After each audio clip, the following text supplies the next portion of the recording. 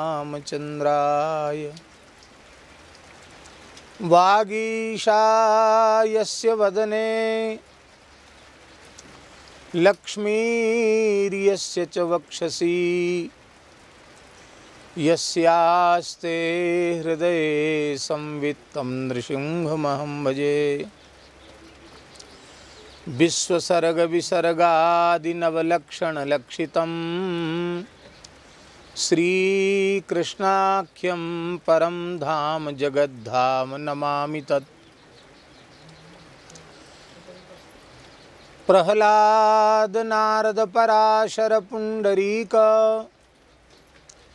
व्यासाम्बरीश शुक शौनक भीष्म दाल्भ्यान् रुक्मांगदार्जुन वसिष्ठ विभीषणादीन् पुण्यानि सीतानाथ समारंभां श्रीरामानन्दार्य मध्यमाम्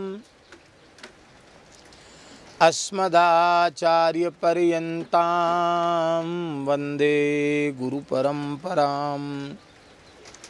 नमो गोभ्यः श्रीमतीभ्यः सौरभेभ्य एव च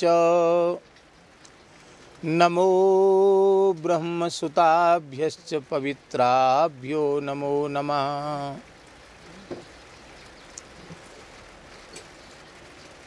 नमामि गंगे तव पादपङ्कजं सुरासुरैर्वन्दित दिव्यरूपं भुक्तिं च मुक्तिं च ददासि नित्यं भावानुसारेण सदा नराणां। विष्णुपादाब्ज संभूते गंगे त्रिपथगामिनी ब्रह्मद्रवेति विख्याते पापं मे हर जाह्नवी दुःखं मे हर जाह्नवी कष्टं मे हर जाह्नवी।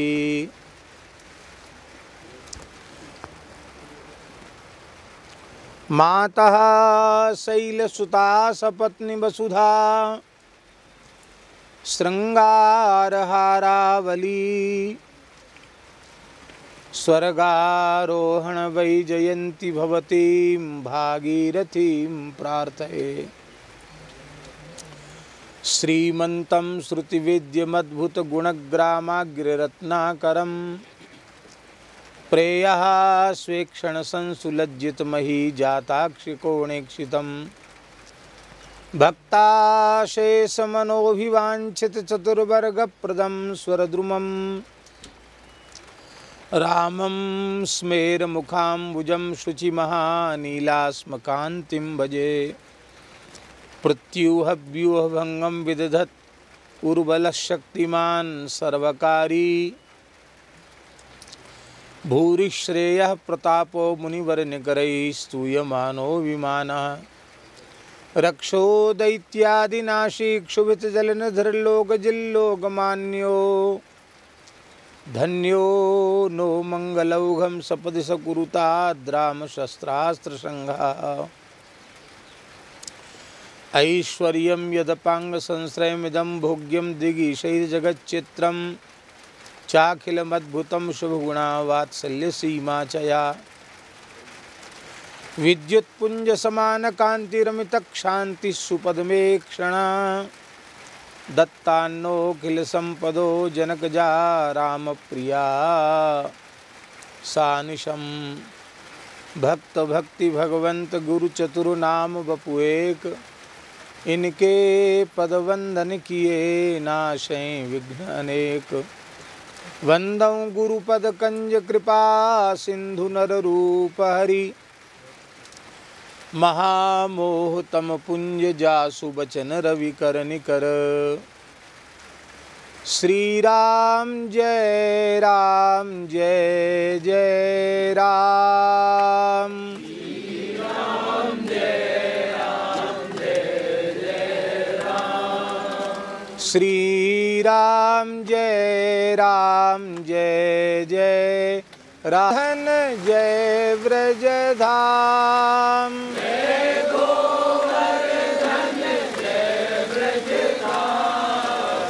श्री यमुना जी अति अभिराम, श्री यमुना जी अति अभिराम। जय बरसानो जय नंदगाम, जय बरसानो जय नंदगाम।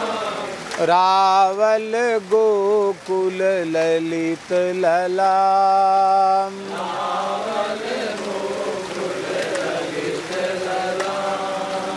जय संकर्षण जय बलराम, जय संकर्षण जय बलराम।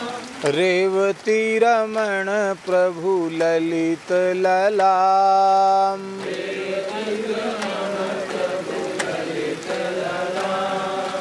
जय ब्रजमंडल प्रभु दीन दयाल। जय सिया राम जय जय हनुमान, जय सिया राम जय जय हनुमान। संकट मोचन कृपा निधान, संकट मोचन कृपा निधान। श्री गुरु रामानंद भगवान, श्री गुरु रामानंद भगवान। श्री राम जय जय राम, श्री राम जय जय राम। सियावर रामचंद्र भगवान की जय। श्री वृंदावन बिहारी लाल की जय। श्री यमुना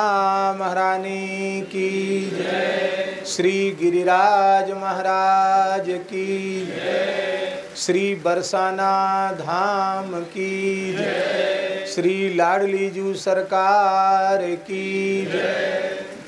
श्री जड़खोर गोधाम की जय। श्री पथमेड़ा गोधाम की जय। श्री सूरश्याम गोधाम की जय। श्री 84 कोस ब्रजमंडल धाम की जय। त्रिभुवन पावनी पतित पावनी भगवती श्री भागीरथी गंगा की जय। श्री गंगोत्री धाम की जय। श्री यमुनोत्री धाम की जय।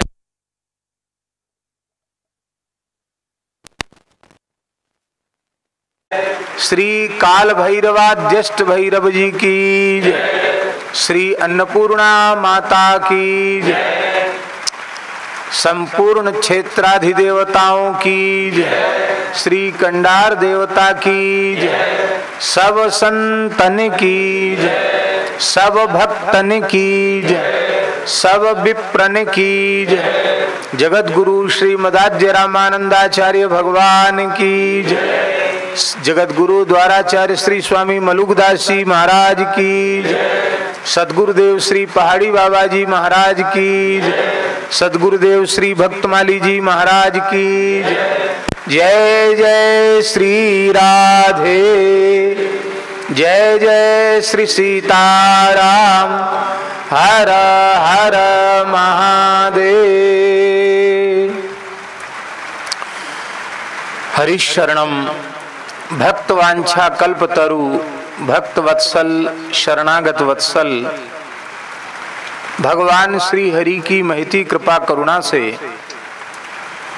धर्म प्राण भारतवर्ष की पवित्र धरा पर देव दुर्लभ मानव जन्म प्राप्त कर मानव जन्म का सर्वोत्कृष्ट फल सत्संग श्री उत्तर काशी क्षेत्र में त्रिभुवन पावनी पतित पावनी भगवती श्री भागीरथी गंगा के तट पर विराजमान होकर क्या कहें, श्री उत्तर काशी मलुक पीठ है, उत्तर काशी का मलुक पीठ है ये। तो ऐसे पवित्र स्थान में हम सब लोग विराजमान होकर आद्य जगत गुरु श्री रामानंदाचार्य भगवान की अनुपम कृति, जो प्रत्येक आस्तिक मनुष्य के लिए, वैष्णव के लिए, हरिभक्त के लिए अत्यंत उपयोगी है, उसके माध्यम से सत्संग कर रहे हैं। हमको तो यह अंदाजा ही नहीं था कि इतने जल्दी इतने लोग आ जाएंगे, और कितने लोग बेचारे लगातार फोन कर रहे हैं।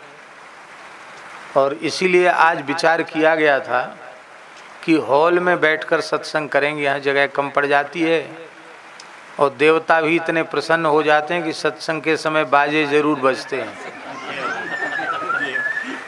मेघ की गर्जना होती है, बाजे बजते हैं, और ये जल बिंदु के रूप में पुष्पांजलि भी ऊपर से देवता करते हैं जी। और अभी देखो सूर्य नारायण भगवान फिर आ गए सत्संग में, सबको देखने आ गए। बादल में छिप रहे थे, सबको देखने आ गए कौन कौन बैठे हैं। और अब वह श्री भगवती गंगा अपने पूर्वाचार्य गुरुजन ऐसा अनुग्रह शीघ्र करेंगे कि यहाँ ग्रीष्म काल की अवधि में कम से कम 1 महीने का सत्संग यहाँ होगा, और लगभग देश में जहाँ जहाँ नेमी प्रेमी भगवान के हैं सत्संग के, वो सब यहाँ जरूर आना चाहेंगे कि यहाँ 1 महीना गंगा जी का दर्शन, गंगा जी का आनंद। कोई कल्पना कर सकता है कि जेठ के महीना में इतना गर्म चद्दर ओढ़ के कोई बैठेगा? तो ये भारतवर्ष धन्य है, जहाँ गर्मी में भी सर्दी का अनुभव कराने वाला क्षेत्र है, और सर्दी में भी गर्मी का अनुभव कराने वाला क्षेत्र है। सर्दी में चले जाओ दक्षिण भारत तो वहाँ गर्मी है। 6 ऋतुएं भारतवर्ष में सदा सर्वदा रहती हैं। ये भारतवर्ष की विशेषता है, और यह तो अत्यंत पवित्र देवभूमि है, ऋषि भूमि है, पुण्य भूमि है। कितनी पवित्र भूमि है इसको वाणी से कहने की आवश्यकता नहीं है। शांत होकर के और जो भगवान का स्मरण करते हैं, मर्यादा पूर्वक तीर्थ में निवास करते हैं, उनको भगवत कृपा से इसकी दिव्यता का अनुभव होता है। अब अधिक समय न लेते हुए थोड़ी देर ही चर्चा करनी है। कल हमने वैष्णव भेद की चर्चा की थी। वैष्णव भेद, और वैष्णव भेद माने जीव भेद। वैष्णव भेद माने जीव भेद, क्योंकि भले ही कोई अपने को कुछ भी मानता हो, किसी मत पंथ जाति का अपने को मानता हो, पर जितने मनुष्य हैं वे सब जन्म से ही वैष्णव हैं।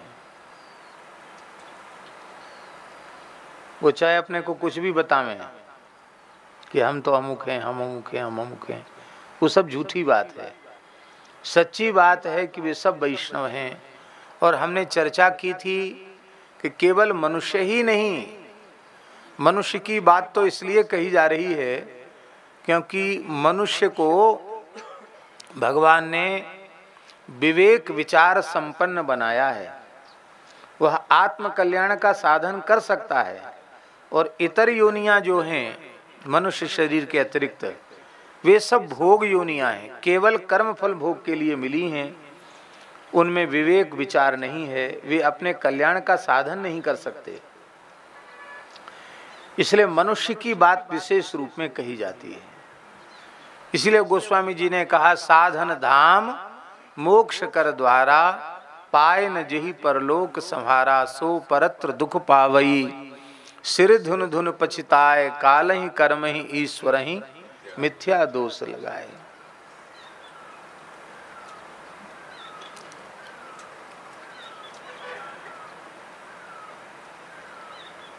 भव सागर से पार उतरने के लिए ये जो मानव शरीर है एक प्रकार से जहाज है।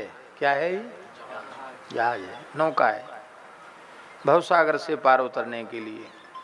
इस नौका का कर्णधार कौन है? तो भागवत के 11वें स्कंद में लिखा है गुरु कर्णधारम। क्या है?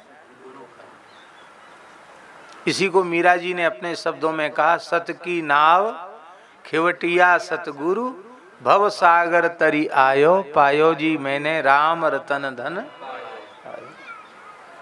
गुरु महाराज इसके कर्णधार हैं, वो जहां ले जाएंगे वहां जी जाएगा। कर्णधार के बिना जहाज भटक जाएगा, डूब जाएगा, नष्ट हो जाएगा। कर्णधार रहेगा तो जहाज ठीक जहां पहुंचना चाहिए लक्ष्य तक पहुंच जाएगा। उसमें भी तूफान आ जाए, आंधी आ जाए, विपरीत प्रचंड चक्रवात आ जाए तो बड़े बड़े जहाज भी उलट जाते हैं। कर्णधार भी कुछ नहीं कर पाता है। जहाज को चलाने वाला व्यक्ति भी कुछ नहीं कर पाता, हाथ खड़े कर देता है, भैया अब दैवी आपदा है, हम कुछ नहीं कर सकते। तो अनुकूल वायु, अनुकूल मौसम, अनुकूल वायु क्या है? भगवान कहते हैं हमारी कृपा है। ये क्या है? अब हम जिस दिशा में जा रही है हमारी नौका और पीछे से हवा भी उसी दिशा में हमको धक्का दे रही है, तो हमारी नौका जिस गति से चलनी चाहिए थी उस गति से दुगनी तिगुनी गति से चलेगी। पीछे से धक्का लगने से वो हमें आगे बढ़ना है और आगे से ही प्रचंड वेग आ रहा है तो हम आगे बढ़ने की कोशिश करेंगे, हमारी नौका पीछे जाएगी। तो भगवान कहते हैं कि शरणागत भक्तों के प्रति मैं निरंतर अनुकूल रहता हूँ। मेरी अनुकूलता ही वह अनुकूल हवा है और जीव अपने कल्याण के पथ पर चल करके अपना कल्याण सुनिश्चित करता है। तो विष्णोह अयम, ये सारा विराट ब्रह्मांड विष्णु से उत्पन्न है, सभी जीव विष्णु से उत्पन्न हैं, सारी प्रकृति विष्णु से उत्पन्न है। इसलिए विष्णु से उत्पन्न होने के कारण, भगवान से उत्पन्न होने के कारण सब वैष्णव हैं। तब भेद क्या है? भेद यह है कि जिसको भगवत संबंध का ज्ञान हो जाता है उसका काम बन जाता है। ऐसे तो सब वैष्णव हैं, लेकिन भगवत संबंध का ज्ञान माने हम केवल भगवान के ही हैं और केवल भगवान ही मेरे हैं, इसका पक्का ज्ञान जिसको भगवत कृपा से, गुरु कृपा से, संत कृपा से हो जाएगा, सत्संग के माध्यम से हो जाएगा, फिर वो भगवान की शरण हो जाएगा, भजन में लग जाए, वो वैष्णव हो गया।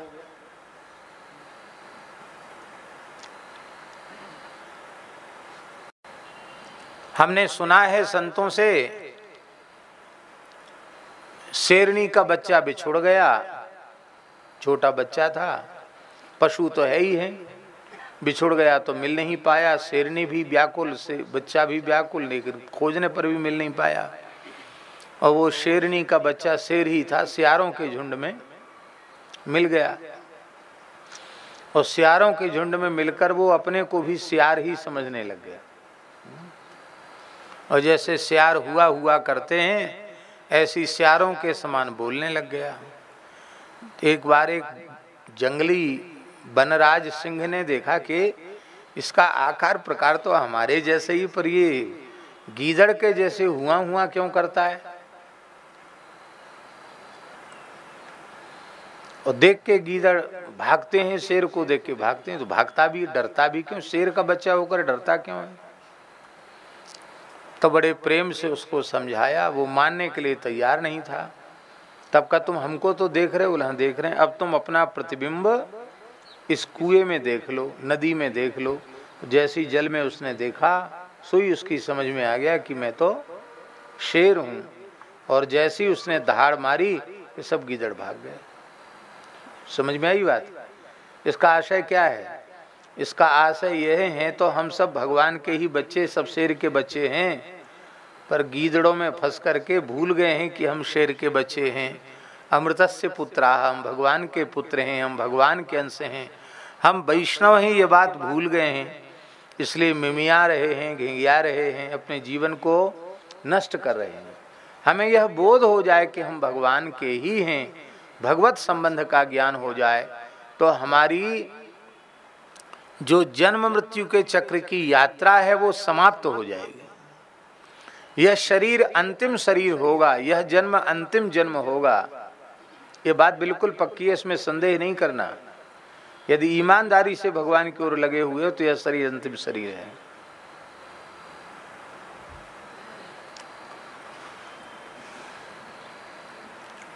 अद्भुत बात है।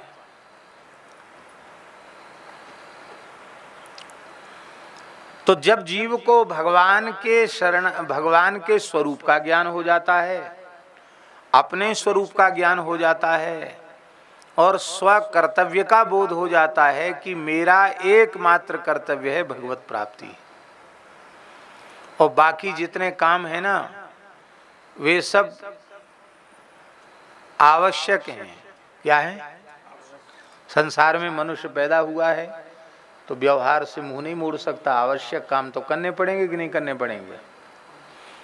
लेकिन भगवान की प्राप्ति आवश्यक नहीं, परमावश्यक है? और काम क्या है? और भगवत प्राप्ति परमावश्यक है, अत्यंत आवश्यक है, बहुत जरूरी है। अभी हम पुराण का पारायण कर रहे हैं, आज नहीं कर पाए, रात्रि में भगवत कृपा से करेंगे। कल एक बड़ी सुंदर बात आई, उसमें एक बात आई कि मान लो किसी ने भगवत प्राप्ति का साधन किया और उसको इस जीवन में ज्ञान उत्पन्न नहीं हो पाया, न तो पूरी भक्ति परिपक्व हुई, न वैराग्य ही हुआ और न ज्ञान ही हुआ, और भगवान का साक्षात्कार भी नहीं हुआ, जिसको अपरोक्ष अनुभूति कहते हैं। भगवान की प्रत्यक्ष अनुभूति भी नहीं हुई, किंतु उसने भगवत प्राप्ति का साधन किया है, तो उस जीव का क्या होगा? ये बात नारद जी ने पूछी है नारायण भगवान से, उस जीव बेचारे का क्या होगा? वो तो कुछ तो हो नहीं पाया, अंतिम लक्ष्य तक पहुंच नहीं पाया, उम्र तो पूरी हो गई, श्वास आ गई अंतिम घड़ी, उस जीव का क्या होगा? तो भगवान ने कहा उसने जो हमारा स्मरण किया है, साधन किया है, उसी के कारण उसको मेरी अंतिम क्षण में स्मृति हो जाएगी। क्या हो जाएगा? मेरी अंतिम क्षण में उसको स्मृति हो जाएगी, और मेरी स्मृति पूर्वक जब भले ही वाणी न बोल पावे, पर भीतर मन में बुद्धि में भी मेरी स्मृति हो गई, तो वह फिर कहीं अटकने भटकने वाला नहीं, वो सीधे भगवान के धाम को जाएगा। अब एक और बात सुन लो, मान लो खूब भगवान का स्मरण करने वाला है और शरीर का कोई प्रारब्ध ऐसा आ गया कि वो एकदम मूर्छा में चला गया, कोमा में, जहां मन बुद्धि ने सबने काम करना बंद कर दिया, लेकिन बस जीवन भर तिलक लगाया है, तुलसी धारण की है, माला फेरी है, और शरीर का भोग तो आ गया। अब वो बेचारा क्या करे? और उस स्थिति में वो किसी का भी स्मरण चिंतन नहीं कर सकता, तब उसका क्या होगा? भगवान कहते हैं ऐसे साधक जीव का मृत्यु के क्षण में मैं स्वयं स्मरण कर लेता हूँ और स्मरण करके अपने धाम को ले जाता हूँ। इसलिए जो भगवान के शरणागत होकर जो भजन में लग गए हैं उनका कल्याण निश्चित है, इसमें कोई संदेह नहीं है। इसलिए भजन में प्रतिज्ञा पूर्वक लग जाना यही जीवन का सर्वोपरि सौभाग्य है। शरीर से संसार का काम होते हुए भी भगवान की स्मृति बनी रहनी चाहिए, और फिर जितना समय मिले, जो भी समय मिले, उसमें भगवान की याद करें, भगवान का स्मरण करें। ये सोते जगते खाते पीते उठते बैठते हर समय भगवान की स्मृति बनी रहे। तो अब उस जीव को, जिसको ये समझ में आ गया कि मानव जन्म का फल भगवत शरणागति है और भगवत शरणागति ही भगवत प्राप्ति का साधन है, उपाय उपेय दोनों भगवत शरणागति है, जब ये बात समझ में आ गई तो वो भगवान की शरण में चला जाएगा। तो भगवान की शरण में जाने का अधिकारी कौन है? बोले देखो, अधिकारी अनधिकारी की जो चर्चा है वो आप ज्ञान योग, कर्म योग, भक्ति योग में तो कर सकते हैं कि यह जीव ज्ञान योग का अधिकारी है कि नहीं, यह कर्म योग का अधिकारी है कि नहीं, भक्ति योग का अधिकारी है कि नहीं, योग में हठ योग के का अधिकारी है कि नहीं, राजयोग, नाद योग, लय योग, मंत्र योग है, अष्टांग योग का अधिकारी है कि नहीं। अधिकारी का विचार है, प्रत्येक साधन में अधिकारी का विचार है। केवल भगवत शरणागति ऐसी है जिसमें अधिकारी का कोई विचार नहीं। पापी से पापी मनुष्य भगवान की शरण में जा सकता है। जो भगवत स्मरण पूर्वक श्री धाम वृंदावन में जिन्होंने रज प्राप्त की है वे तो श्री राधा वल्लभ लाल जी की, राधा रानी की नित्य निकुंज में ही है। तो उनको क्या कहा जाता? उनको मुक्तात्मा कहा जाता। क्या कहा जाता? मुक्तात्मा। और जिनको अभी देह गेह की, शरीर संसार की आसक्ति है, ममता है, उनको कहा जाता है बद्ध। बद्ध जीवों में भी दो तरह के होते हैं। बद्धोपि तत्र द्विविधो मुमुक्षु बुभुक्षु भेदात गदितो मतज्ञयी। बद्ध में भी दो श्रेणियां। बद्ध तो हम सभी हैं, पर उनमें भी दो तरह के लोग हैं। एक है बुभुक्षु और एक है मुमुक्षु। सुने नरेश जी, समझे नहीं क्या? बुभुक्षु और बुभुक्षु माने वो भगवान की भक्ति तो करते हैं, भजन तो करते हैं, शरणागत तो हो गए हैं, लेकिन उनकी इच्छा भोग की प्राप्ति की है। किसकी इच्छा है? कि हमारे लड़के बच्चे सब ठीक रहें, घरवाली ठीक रहे, रुपए पैसे की आवक खूब बढ़िया से बनी रहे, खूब मान बढ़ाई, इज्जत प्रतिष्ठा बनी रहे, और यहाँ भी खूब मौज रहे, और मरने के बाद भी अच्छे लोकों में जाएं तो वहाँ भी खूब मौज से रहें। तो ऐसे जो जीव हैं वो हैं क्या? बुभुक्षु, भोगेच्छा वाले, जिसको उपनिषद में श्रेय और प्रेय कहा गया है। प्रेय भोग मार्ग, प्रवृत्ति मार्ग, और श्रेय निवृत्ति मार्ग, मोक्ष का मार्ग। तो जीव बुभुक्षु क्यों है, मुमुक्षु क्यों नहीं है? बुभुक्षु जीव ही मुमुक्षु हो जाता है। क्या? बुभुक्षु मुमुक्षु हो जाता है। और ये बात अनुभव करके देख लो। जीवन के आरंभ काल में ठीक युवावस्था थी तो मोक्ष क्या चीज़ है शायद इसका ज्ञान नहीं होगा, लेकिन सत्संग में बैठने के बाद ये बात तो समझ में आई कि नहीं आई कि हमको भगवान की प्राप्ति होनी चाहिए, हमारा कल्याण हो। ये बात समझ में आई कि नहीं आई? और जब समझ में आई तो उसकी इच्छा उत्पन्न हो गई। अच्छा एक बात बताओ, हमको बहुत जोर से भूख लगी है और आपने बढ़िया अधोटा दूध की, भारतीय देसी गाय के दूध की खीर बनाई, उसमें खूब मेवा मिश्री सब छोड़ा आपने, केसर छोड़ा, बहुत दिव्य सुंदर खीर, क्या कहना, एकदम ठंडी हो गई और अब हमारे सामने थाल भर के परोस दी। महाराज खूब झिक के खाओ, ढाप के खाओ, तृप्त होके खाओ। अब हम तो भूखे थे, हमको तो लगता था कि एक ग्रास कहीं से मिल जाए तो प्राण बच जाए, और ऐसी स्थिति में हमको सुंदर अधोटा दूध की खीर हमारे सामने आ गई और हम खाना ही चाहते थे। आपका तो कोई दोष नहीं, आपने तो श्रद्धा से बना के अर्पित किया, पर उस समय कोई ऐसा सावधान पुरुष आ गया जिस, महाराज ठहर जाओ मत खाओ। क्यों? बोले इनको तो पता नहीं है भगत जी को, पर मैंने अपनी आंख से देखा है। जिस समय खीर बन रही थी उसी समय लड़ते लड़ते एक छिपकली इसमें गिर गई, और वो भी कढ़ाई में घुट घुट के वो छिपकली की भी खीर बन गई। और हमारी बात पे भरोसा ना हो तो इसको ठीक से देखो तो इसमें कहीं ना कहीं हड्डी पसली उसकी मिलेगी जरूर। इसमें छिपकली गिर गई,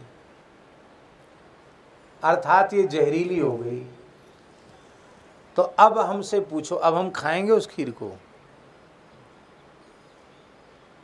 हम बुभुक्षु थे, खाने की इच्छा वाले थे, भोगने की इच्छा वाले थे, लेकिन यह विषयुक्त है ऐसा ज्ञान होते ही हमारी भूख प्यास खत्म हो गई कि भैया भूखे मर जाना ठीक है, लेकिन ये खीर खा के तो, जहर खा के तो नहीं मरेंगे। जानबूझ के जहर कोई नहीं खाता, खाता है कोई जानबूझ के जहर? हाँ, कुछ अभागे ऐसे हैं आत्महत्या के लिए खा लेते हैं, हजारों साल तक भूत प्रेत की योनि में पड़े रहते हैं। ये तो अभागे हैं और बुद्धिहीन मूर्ख हैं। कोई बुद्धिमान व्यक्ति, समझदार आदमी जानकर जहर नहीं खा सकता है। तो ये जो संसार के लुभावने भोग हैं, चाहे लौकिक हों अथवा पारलौकिक, ये सब विषयुक्त हैं। ये कड़ुआपन, इनका जो विषयों का कड़ुआपन है, ये विषयों के भोग से पता नहीं चलता। विषयों का कड़ुआपन सत्संग से पता चलता है। भोग से विषयों के कड़ुएपन का ज्ञान होता तो संसार में भोग में लगे हुए जितने मनुष्य हैं सबको वैराग्य हो गया होता, लेकिन वैराग्य नहीं होता। सत्संग से ही भोगों से वैराग्य होता है, संसार से अरुचि उत्पन्न होती है और भगवान की प्राप्ति की व्याकुलता उत्पन्न होती है। तो बुभुक्षु और मुमुक्षु ये दो भेद हैं। अब हमें मुमुक्षु बनने के लिए क्या करना चाहिए? क्या करना चाहिए? सत्संग करना चाहिए, हमें कथा सुननी चाहिए, भगवान की कथा सुननी चाहिए। क्योंकि निवृत्त तरसई रूप गीयमानात् भवौषधात् श्रोत्र मनोभिरामात् का उत्तम श्लोक गुणानुवादात् पुमान विरज्येत विना पशुघ्नात्। कोई आत्महत्यारा ही होगा जिसे भगवान की कथा अच्छी न लगे, अन्यथा सभी जीव भगवान की कथा के अधिकारी हैं और सबका कल्याण होता है। विषयी जीव कथा में आकर बैठ जाता है तो उसके मन को, कान को कथा अच्छी लगती है, अच्छी नहीं लगती तो बैठते क्यों आप लोग? और सुनते सुनते विषयी से वो मुमुक्षु हो जाता है, क्योंकि पता चल जाता है कि भवरोग, मुमुक्षु माने भवरोग से मुक्त होने की इच्छा वाला। तो पता चल जाए कि हमारा जो रोग है उसकी दवा अमुक है, तो उस दवा का हम सेवन करने लग जाएंगे। तो भवरोग की दवा क्या है? सत्संग, भगवान की कथा ही भवरोग की औषधि है। तो वो मुमुक्षु हो जाएगा। और जब बीमार आदमी दवाई खाएगा, ठीक से टाइम से दवाई खाएगा, तो रोग मुक्त हो जाएगा। तो विषयी से मुमुक्षु कथा सुनते सुनते, और मुमुक्षु से मुक्त, और जब मुक्त होकर कथा कहेगा सुनेगा तो भगवान की लीला में प्रविष्ट हो जाएगा। इसलिए कोई चिंता की बात नहीं। भोगों की कामना से भी भगवान की भक्ति करते हो तो कभी न कभी भगवान कृपा करेंगे, उन भोगों से वैराग्य हो जाएगा। अब ध्रुव जी ने तपस्या की, कठोर तपस्या, कि हमको उच्च आसन प्राप्त हो। ध्रुव जी को अर्थार्थी भक्त माना गया और ध्रुव जी चक्रवर्ती राजा बने। 36,000 वर्ष का ध्रुव जी का राज्य हुआ। लेकिन ध्रुव जी का क्या घाटा हुआ? कोई घाटा हुआ संसार से? पहले तो बुभुक्षु थे कि नहीं, पर मुमुक्षु हो गए, वैराग्य हो गया, और आज भी भगवान के नित्य धाम में ध्रुव जी विराजमान हैं। सूर्य, चंद्रमा, ग्रह, नक्षत्र, सप्तर्षि सब उनकी परिक्रमा कर रहे हैं। कितनी अद्भुत बात। तो ये बद्ध और मुक्त, ये दो जीव के भेद हैं। दो प्रकार के लोग होते हैं। एक होते हैं वश्य और एक होते हैं अवश्य।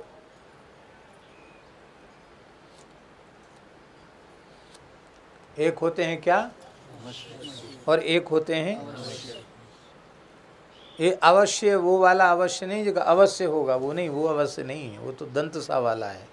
ये तालव्य अवश्य, वश्य, अवश्य। सा और शा में इतना शब्द के अर्थ में अंतर आ जाता है। वश्य माने होता है जो बस में रहने वाला है। क्या? जो बस में रहने वाला है उसको कहते हैं वश्य, और जो किसी के अनुशासन में नहीं रहता, बस में नहीं रहता, उसको क्या कहते हैं? अवश्य। तो किसके बस में हमको रहना चाहिए? शास्त्र के बस में रहना चाहिए। किसके बस में रहना चाहिए? शास्त्र वश्य। इसलिए नारद जी का और दक्ष पुत्रों का संवाद है, तो उन्होंने, नारद जी ने एक प्रश्न किया है कि तुम असली पिता को समझते हो? हाँ बोले, असली पिता तो वही है, दक्ष जी हैं। और बोले ने वो नकली है। अभी तुम नहीं, कुछ नहीं जानते, तुम सृष्टि करोगे तो बस फंस जाओगे। असली पिता का परिचय प्राप्त करो, उसकी आज्ञा माननी चाहिए, उसके वश से रहना चाहिए। उनको विचार करते करते ज्ञान हो गया। बोले असली पिता तो वेद आदि शास्त्र हैं, और वो यही आज्ञा देते हैं कि भगवान को प्राप्त कर लो बस। और पिताजी कहते हैं कि तुम चाई माई करके संसार के चक्कर में फंस जाओ। तो असली पिता कौन हुआ बोलो? हैं? वेदादि शास्त्र हुए, तो शास्त्र वश से होना चाहिए। तो एक होते हैं शास्त्रवश्य। गृहस्थ की निंदा नहीं है, बहुत ध्यान से सुने। गृहस्थाश्रम भगवान के भजन में बाधक नहीं है। गृहस्थाश्रम भगवत प्राप्ति में बाधक नहीं है। गृहस्थाश्रम भगवान जीव के कल्याण में बाधक नहीं है।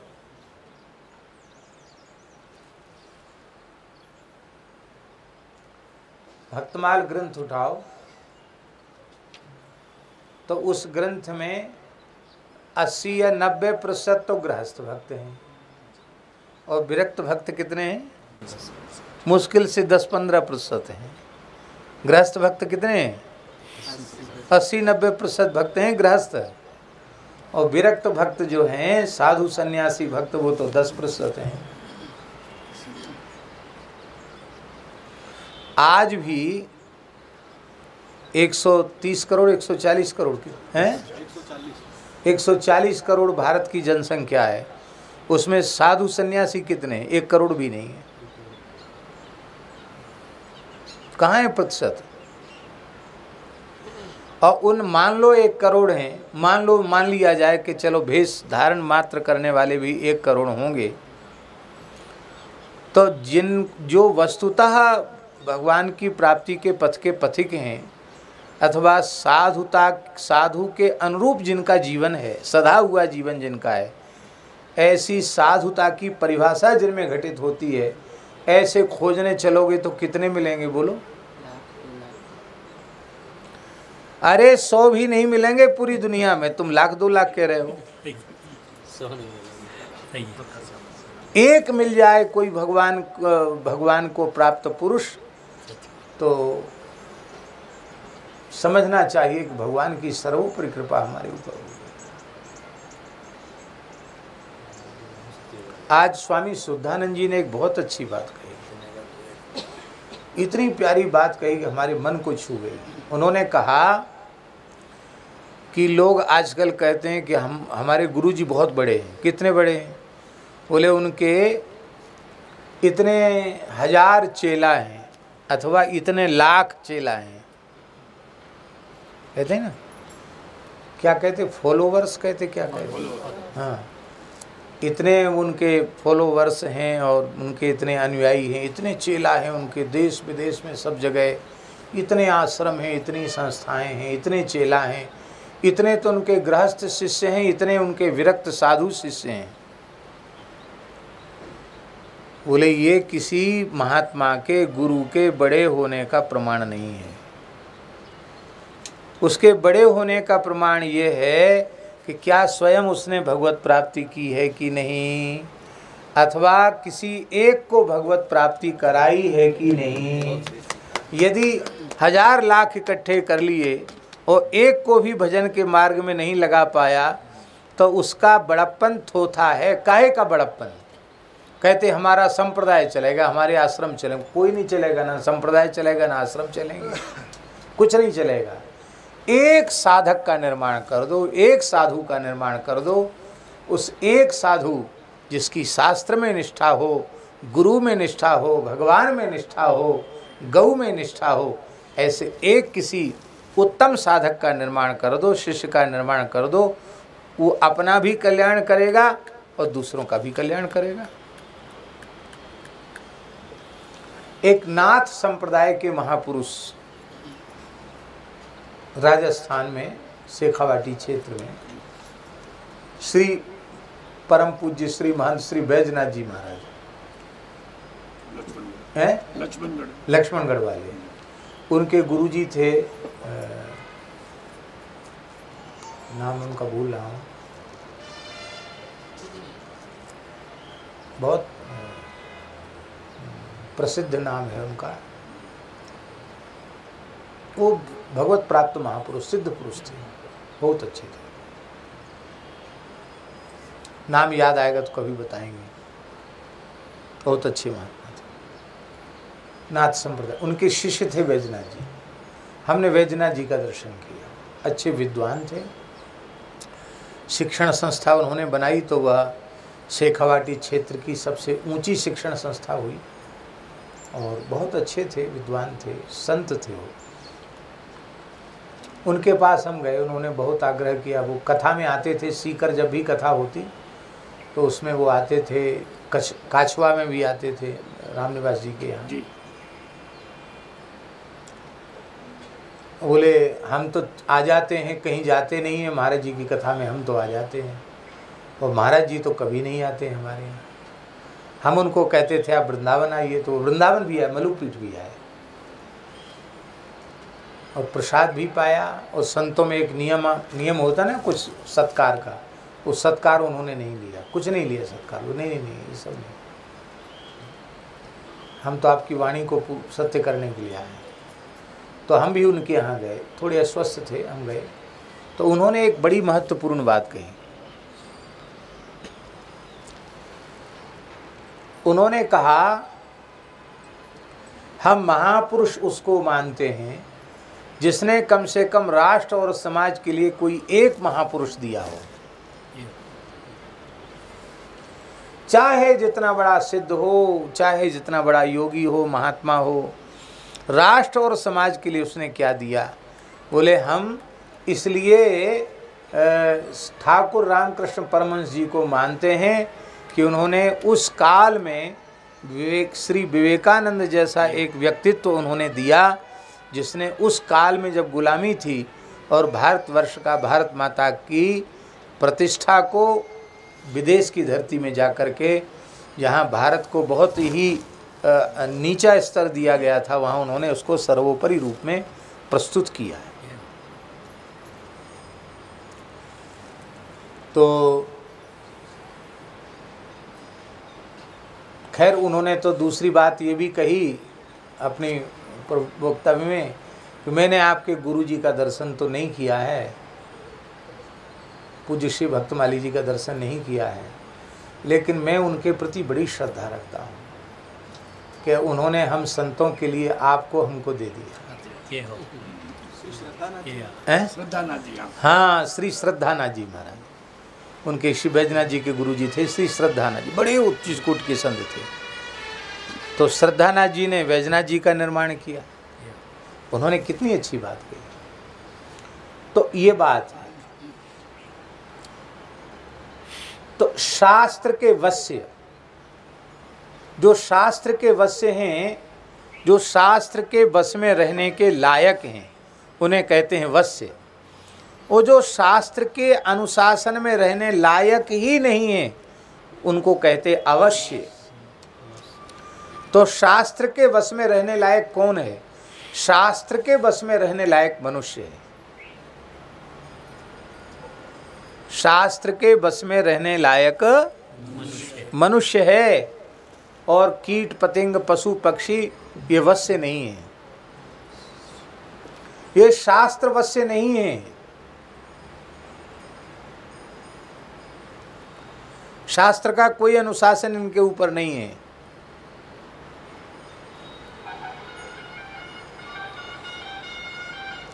मनुष्य के लिए शौचाचार है, इतना जल लेके शौच को जाओ, इतनी बार मिट्टी लगाओ, इतना कुल्ला करो, इतना बायां पैर धो, दाहिना पैर धो, इतनी बार मिट्टी, ये सब मनुष्य के लिए है। पशुओं के लिए है कि तुम मचला लगाओ, लंगोटी लगाओ, कमंडल लेके डोल डाल जाओ, इतना बार हाथ मांजो, पैर मांजो, कुछ नहीं उनके लिए, क्योंकि वे उसके अधिकारी नहीं है। उनको तो भोग के लिए वो शरीर मिला है। अब दूसरी बात हम जो कहने जा रहे हैं उसको सुनो बहुत ध्यान से। मनुष्य के आकार में रहकर भी जिसका जीवन शास्त्र नियंत्रित नहीं है, जो वश्य नहीं है, अवश्य है, वो मनुष्य होता हुआ भी पशु से भी गया, पशु है नहीं, पशु से गया भी था। क्यों? पशु की तो मजबूरी है, वो बेचारा सोच विचार सकता नहीं, कुछ कर नहीं सकता, उसकी तो मजबूरी है। पर जो सब कुछ समझ सकता है, सोच सकता है, विचार कर सकता है, फिर भी नहीं कर रहा है, न माता पिता की आज्ञा माने, न गुरु की आज्ञा माने, न संत की आज्ञा माने, न शास्त्र की आज्ञा माने, तो शास्त्र में तो ऐसा लिखा है कि ऐसी संतान हो जाए तो जैसे मलमूत्र का त्याग करके व्यक्ति सुखी होता है, ऐसे ही मलमूत्र के समान उसका त्याग कर देना चाहिए।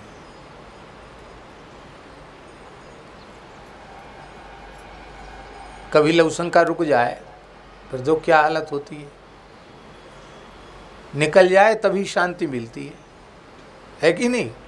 ऐसी मल ऐसी मूत्र, तो जैसे मलमूत्र के त्याग से ही शांति मिलती है, ऐसी संतान हो, बेटा हो या बेटी, जो अपने कुल परंपरा की मर्यादा न माने, शास्त्र की मर्यादा न माने, सत्संग की मर्यादा न माने, तो उनका त्याग ही श्रेयस करे। दो तरह का त्याग है, या तो उनको त्याग दो या खुद ही राम राम करके चले जाओ। बोलो वृंदावन बिहारी। राजर्षि अंग जी ने अपने पुत्र बेन को समझाया, नहीं समझा, अधम न बेन समान, वो माना ही नहीं अपने बाप पिताजी की बात, पिता परम धर्मात्मा, तो नहीं माना तो वो समझ गए कि ये दुष्ट है, मानेगा नहीं, और इतना बलवान है, हम बूढ़े हो गए और ये बलवान है, अभी तक तो इतनी खैर है कि हमारी बात हम डांट डपटते हैं तो सुन तो लेता है, वो कहीं हमारे ऊपर बदल गया तो रही सही हमारी प्रतिष्ठा और गंवा दी जाएगी, और होगा कुछ नहीं, सुधरेगा तो यह नहीं। मूरख हृदय न चेत जो गुण मिले, बिरंच सम फूल ही फरही न बेत, जदप सुधा बरसई जलद। तो ऐसा पुत्र शिष्य हो जाए, ऐसा निकट संबंधी हो जाए, तो स्वयं ही जाके प्रिय न राम वैदेही, तजिए ताहि कोटि बैरी सम यद्यपि परम स्नेही, जाके प्रिय न राम वैदेही, उनका त्याग ही श्रेयस्कर है।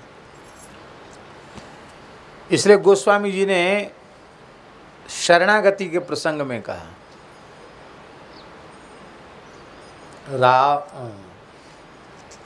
जो संपत्ति शिव राव नहीं, दीन दिए दस माथ, सोई संपदा विभीषण ही, सकुचि दीन रघुनाथ, अस प्रभु छाड़ी भजहि जे आना,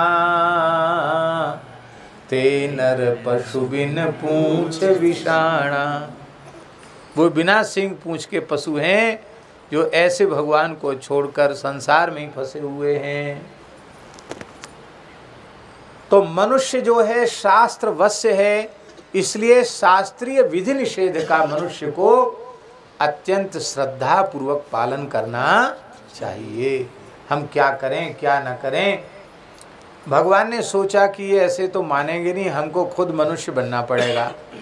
और मनुष्य बन के हमको खुद करके सिखाना पड़ेगा। तो हनुमान जी कह रहे हैं भागवत के पंचम स्कंद में, हनुमान जी महाराज, मर्त्यावतारस्त्विह मर्त्य शिक्षणम रक्षो बधायैव न केवलम विभो। हनुमान जी कहते हैं, हे राम जी, आप राक्षसों को मारने के लिए अवतरित नहीं हुए हैं। आप तो संकल्प कर देते तो प्रलय हो जाता है, आपकी इच्छा करने से प्रलय हो जाता है, आपकी पलक झपकने से प्रलय हो जाता है, तो राक्षस किस खेत की मूली हैं। आप तो केवल मनुष्यों को ये सिखाने के लिए आए कि हमने तुम्हें मनुष्य बनाया तो तुमको किस तरह से रहना चाहिए, माता पिता का कैसा आदर करना चाहिए, गुरु का आदर कैसा करना चाहिए। अभी एक दिन कोई बात थी तो सज्जन जी बोले कि आपके प्रतिनिधि के रूप में कोई दीपक जला देगा। एक दिन की बात थी, है ना। तो उस समय हम उत्तर देना चाहते थे, लेकिन हम उत्तर दिए नहीं, क्यों, मन की स्थिति उस समय दूसरी थी, अवस्था दूसरी थी। तो गंगा जी को दीपदान करने गए। ये प्रसंग श्रीमद् वाल्मीकि रामायण का है। भरत जी ने कहा कि देखो ऐसा है कि पिताजी के सत्य की रक्षा करनी है, 14 वर्ष का वनवास जाना है, तो पिताजी के सत्य की रक्षा मैं करूंगा।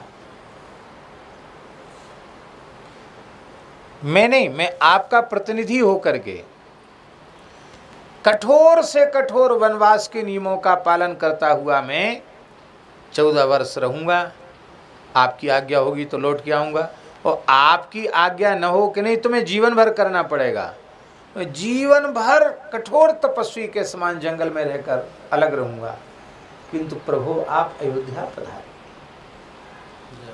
उसमें राम जी ने कहा, भरत तुम परम धर्मनिष्ठ होकर, शास्त्रज्ञ होकर भी, और तुम शास्त्र विरुद्ध बात कह रहे हो, ये बात हमें अच्छी नहीं लगी तुम्हारी।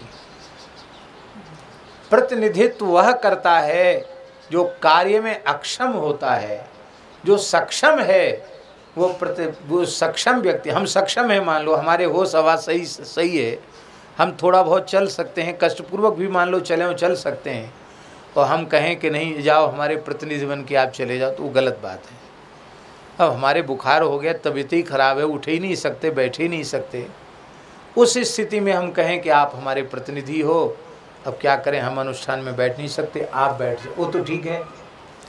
लेकिन आप सब काम में तो प्रतिनिधि नियुक्त नहीं करते, भोजन में तो प्रतिनिधि नियुक्त नहीं किया, शयन में आपने प्रतिनिधि नियुक्त नहीं किया, संसार के व्यवहार में प्रतिनिधि नियुक्त नहीं किया, और भगवान की पूजा में, कथा कीर्तन में, जप स्वाध्याय में, पाठ में नहीं, हमारे बदले वो कर लेगा, तुम्हारे बदले वो कर लेगा, तो हमारे बदले रोटी भी खा ले, और रोटी खाने से हमारा पेट भर जाए, हमको भूख प्यास न लगे, तो चलो ये भी स्वीकार किया जा सकता है।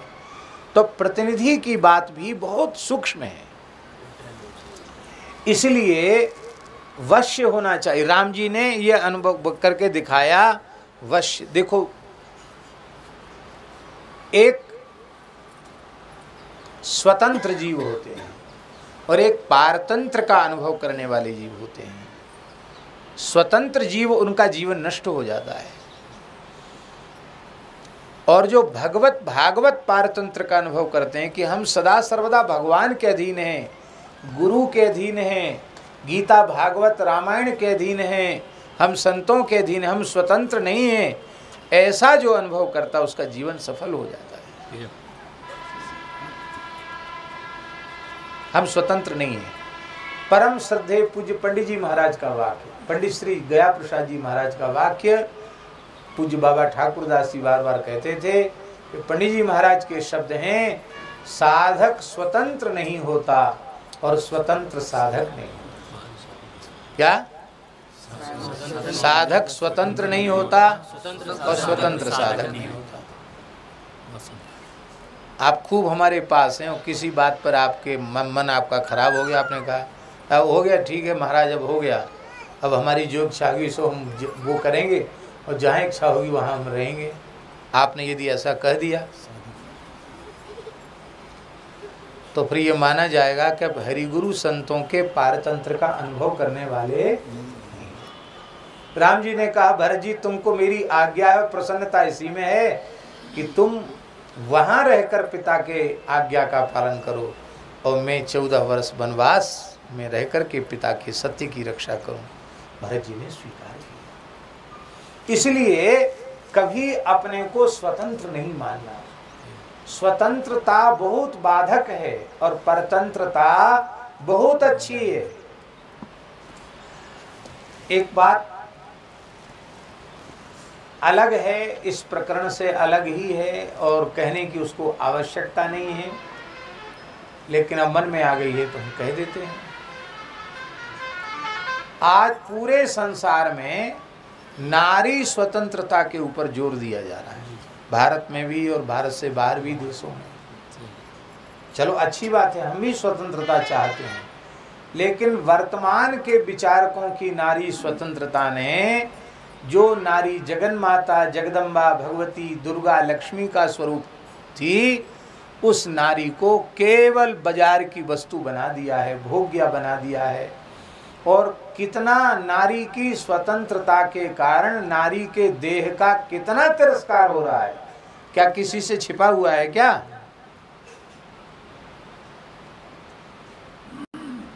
नारी शरीर पर जो अत्याचार हो रहे हैं उसका कारण लोग हमारी बात को अच्छी नहीं मानेंगे, लेकिन नारी स्वतंत्रता ही नारियों के संकट का कारण है।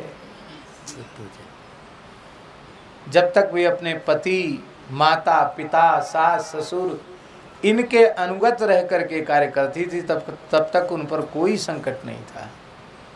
जैसे ही इन्होंने कह दिया कि अब तो हम स्वतंत्र हैं, स्वतंत्र है तो देख लो तमाशा देखो। स्वतंत्रता स्त्री के लिए पुरुष के लिए मनुष्य मात्र के लिए, चाहे स्त्री हो पुरुष हो, स्वतंत्रता घातक है। क्या? नहीं हम जरूरत नहीं है, गर्मी लग रही है।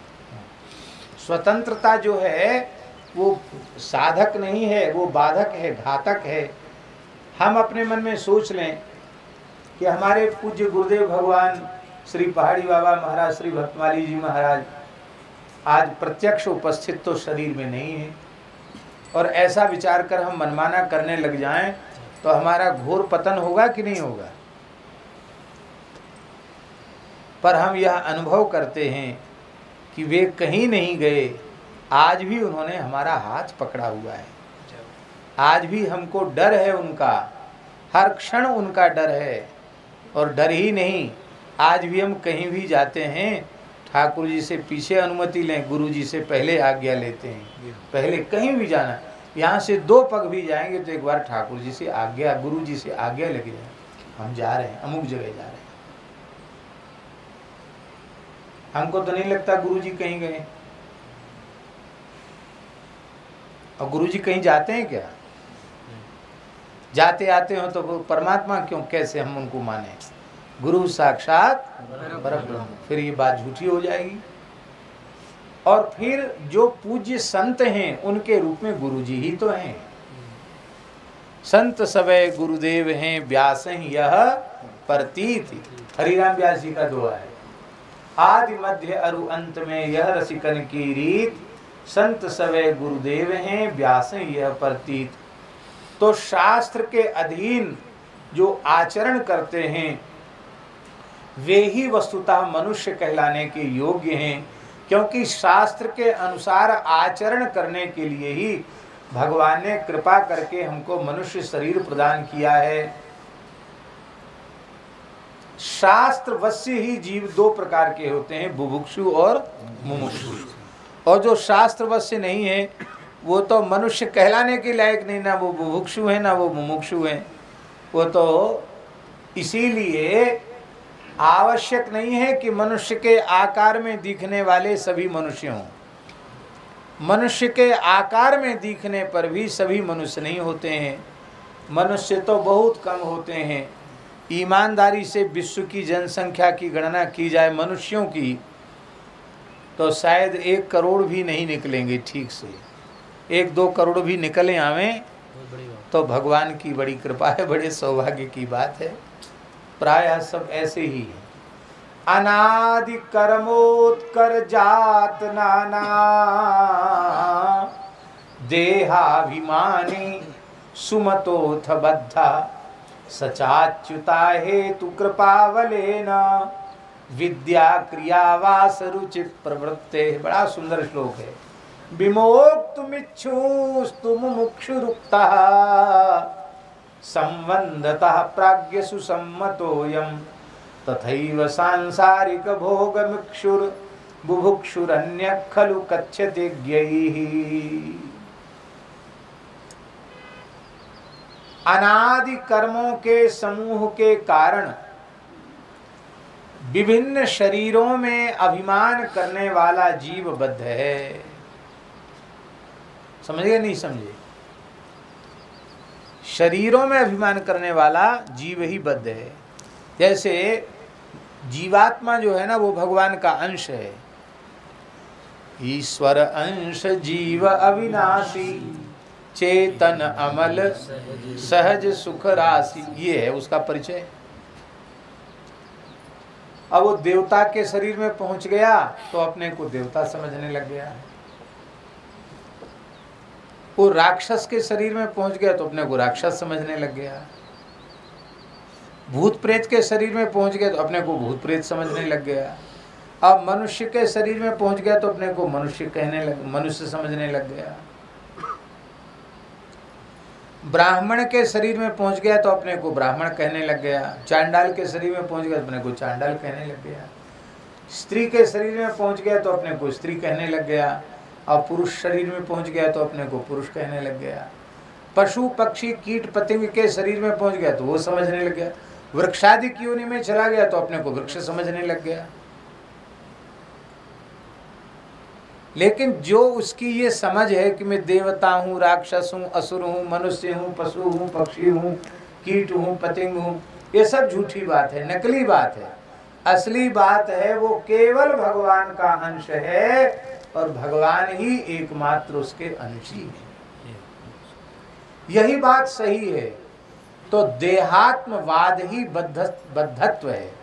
देह के संबंध से अपना स्वरूप समझने लग जाना, माने देह को ही अपना स्वरूप मानने लग जाना, ये बद्ध जीव का लक्षण है।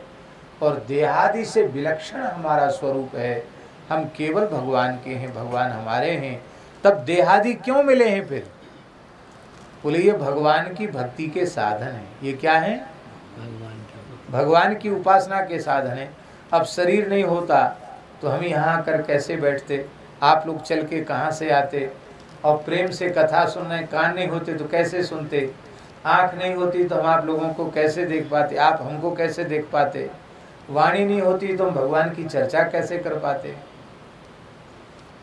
तो शरीर को, इंद्रियों को जब हम भोग का साधन मानते हैं तो हमारा विनाश होता है, आत्मपतन होता है, हम बद्ध हो जाते हैं। और जब इस देहेंद्रियादि को हम भगवान की भक्ति का साधन मानते हैं, भगवान की उपासना का साधन मानते हैं, तो हमारा काम बढ़ जाता है, हमारा कल्याण हो जाता है। जो बंधन का कारण है ना, वही मोक्ष का कारण बन जाता है। ये बंधन का कारण है और भजन में लग जाए, उपासना में लग जाए तो यही मोक्ष का कारण बन जाएगा। तो भगवान की अहेतु की कृपा के बल से, बहुत ऊंची बात कह रहे हैं आचार्य चरण, भगवान की अहेतु की कृपा के बल से अविद्या क्रियावास रुचि प्रवृत्ते, अविद्या कर्म वासना माने कर्म का जो संस्कार है उसकी रुचि और प्रवृत्ति के संबंध से मुक्त होने की इच्छा उत्पन्न हो जाती है। कैसे?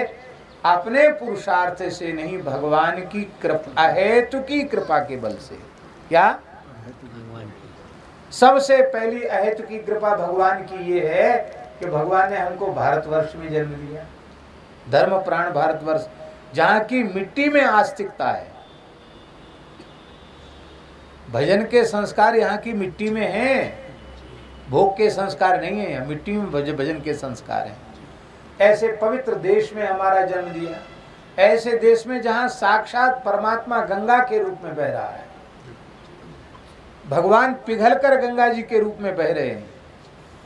ऐसे देश में हमारा जन्म हुआ। फिर भगवान ने हमें मनुष्य बनाया, ये भगवान की अहेतु की कृपा है। क्या दिया था हमने भगवान को? फिर भगवान ने हमें सत्संग दिया, सदग्रंथ दिए, सदगुरु दिए और भजन के लिए अनुकूल अवसर दिया। खूब फिर से सुन लो ध्यान से। आप सोचो कि इससे बढ़िया अनुकूल अवसर आगे कभी मिल जाएगा? नहीं मिलेगा। बहुत अनुकूल अवसर है, खूब अनुकूलता है। अच्छा एक बात बताओ, प्रहलाद जी के भजन में जितनी बाधा आई, किसी के बाधा आ सकती है उतनी? कि बाप ही पीछे पड़ जाए मारने के लिए, तुम राम राम मत कर। मीरा जी को जितना संकट सहना पड़ा, किसी ऊपर इतनी विपत्ति आई। हम लोग कितने अच्छे हैं, सब बढ़िया है, माता पिता बढ़िया, भाई बहन अच्छे, सब अच्छे। कोई सब कहते भजन में लगो, सब भजन में लगे, सब माला फेर रहे हैं, सब कितने अच्छे, इतना बढ़िया। ऐसे अच्छे माता पिता भी अब नहीं मिलने वाले, ऐसे अच्छे जो संत सदगुरु मिले हैं ऐसे भी आगे मिलने वाले नहीं है। तो इतना अच्छा अवसर हाथ से हम खो देते हैं, तो इसमें न तो ठाकुर जी का दोष है, न गुरु जी का दोष है, न संतों का दोष है, न शास्त्र का दोष है। किसका दोष है? खुद का दोष है, स्वयं का दोष है।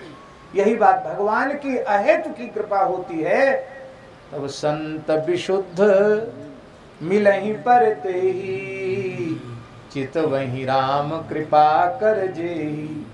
जब द्रवै दीन दयालु राघव, विनय पत्रिका में, साधु संगति पाइए, जेहि दरस परस समागमादिक पाप राशि नसाइए।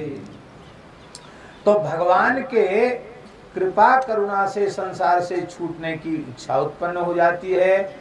यह प्राज्ञसु सम्मतः उत्तम जीव, जो भगवान की प्राप्ति की इच्छा जिसमें उत्पन्न हो चुकी है, और ऐसा जो जीव है उस जीव को मुमुक्षु जीव कहा जाता है। क्या कहा जाता है?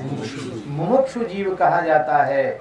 और जो सांसारिक भोगों की इच्छा रखने वाला जीव है उसको बुभुक्षु कहा जाता है। बोलो भक्तवत्सल भगवान की जय। इस विषय की बड़ी लंबी चर्चा होनी चाहिए, बुभुक्षु और मुमुक्षु की, किंतु इसकी चर्चा हम आगे करेंगे। थोड़ी सी चर्चा करना बहुत आवश्यक है, क्योंकि वो हम लोगों के बड़े काम की चीज़ है, इसलिए उसकी थोड़ी सी हम चर्चा करेंगे कि भगवान की भक्ति की श्रेष्ठता क्यों है, शरणागति की श्रेष्ठता क्यों है, और कर्म की उपयोगिता क्या है। कर्मानुसार ही हम लोगों का सबका जन्म हुआ है, और ये कर्म बंधन कटेगा कैसे, ये सब बातें सुनने समझने के विचार करने के योग्य हैं। इनकी चर्चा भगवत कृपा से हम कल करेंगे। श्री सीताराम जी महाराज की जय। आज वर्षा के कारण बहुत देर से भी शुरू हुआ था, लगभग 4:15 बजे शुरू हुआ, तो 5:30 होने वाला हो गया, 5:40 हो गया। यहीं हम प्रवचन का विराम करते हैं, और गंगा जी की ऐसी कृपा है कि ये ग्रंथ यहीं पूरा हो जाएगा। जो बहुत समय से पढ़ा था उधार, अभी हमको एकादशी से ही मनाया कि इस ग्रंथ को पूरा कर लें। पूज्य श्री रेवासा महाराज जी ने कहा था कि बहुत उपकार हो रहा है लोगों का, इससे आप इसको पूरा कर दें। जैसे विनय पत्रिका पूरी कर दी, ऐसे इसको भी पूरा कर दें, तो भगवत कृपा से गंगा जी के तट पर ये पूर्ण हो जाएगा। और उसके बाद इस बार ऐसा विचार बना है, चिकित्सकों का निर्देश भी है, इसलिए जो कथाएं पूर्व निश्चित थी उन सब कथाओं को अब नमस्कार कर लिया गया है। चातुर्मास में भी बहुत सी कथाएं थी, अधिक मास में भी कथाएं थी, महत्वपूर्ण कथाएं थी, लेकिन जो चिकित्सक हैं उन्होंने स्पष्ट निर्देश किया है कि आप फिर से वैसा ही 4-4, 6-6 घंटे का श्रम करना शुरू करेंगे तो फिर स्थिति बिगड़ जाएगी। इसलिए अब सत्संग के बिना तो और ज़्यादा खराब लगता है। इसलिए इस बार मन में हमारे भगवान की ऐसी प्रेरणा हुई है, इस बार चातुर्मास जो वृंदावन में करेंगे और सत्संग के समय ही लोगों से मिलेंगे, उसी में दर्शन वर्शन हो गया और बाकी क्यों फिर सारा नियमावली बिगड़ जाती है। और कम से कम 4 महीना लगातार श्री रामचरितमानस पर सत्संग होगा, क्योंकि इतने लंबे समय तक रामचरितमानस पर हमने कभी बोला भी नहीं, तो 1.5 से 2 घंटे रोज हम रामचरितमानस की चर्चा करेंगे। ये हमारे मन में आया कि रामचरितमानस के माध्यम से, और भगवान जहाँ तक ले जाएंगे वहाँ तक करेंगे रामचरितमानस की चर्चा, और फिर ठाकुर जी फिर अगला चातुर्मास जड़खोर में होगा, कहाँ होगा, कैसे होगा, तो फिर आगे माने इस ग्रंथ को क्रमशः पूर्ण करेंगे रामचरितमानस को, यही मन में विचार हुआ है। श्री राम जय राम जय जय राम, श्री राम जय राम जय जय राम, सीताराम जय सीताराम,